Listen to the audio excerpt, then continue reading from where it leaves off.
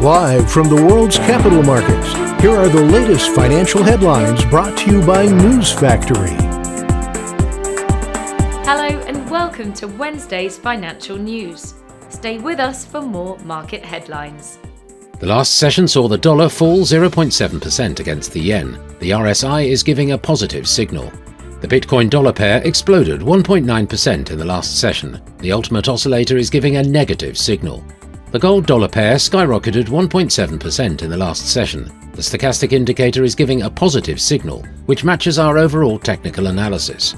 The oil-dollar pair plummeted 5.3% in the last session. The Williams indicator indicates an oversold market. Coming up, the choices from our chief analyst for today. Oil prices sank 4% to a 5-week low, along with a drop in Wall Street stocks on worries about a US bond default. Weak economic data from China and expectations the US and Europe will raise interest rates again this week. The yen continued its steep descent, reaching a 15-year low to the euro, as the implications of a steadfastly dovish Bank of Japan kept foreign exchange markets busy, engaging in so-called carry trades. Pepe, the token that sprouted out of the Pepe the Frog meme, has rocketed to a $502 million market cap, following a 2,100% rise since it was issued last month. Those were today's major economic events, and now moving on to world financial headlines.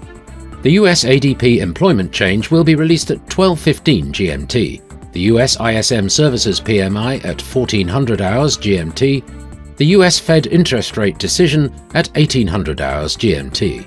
The US Fed's monetary policy statement will be released at 1800 hours GMT. Australia's retail sales at 0130 GMT.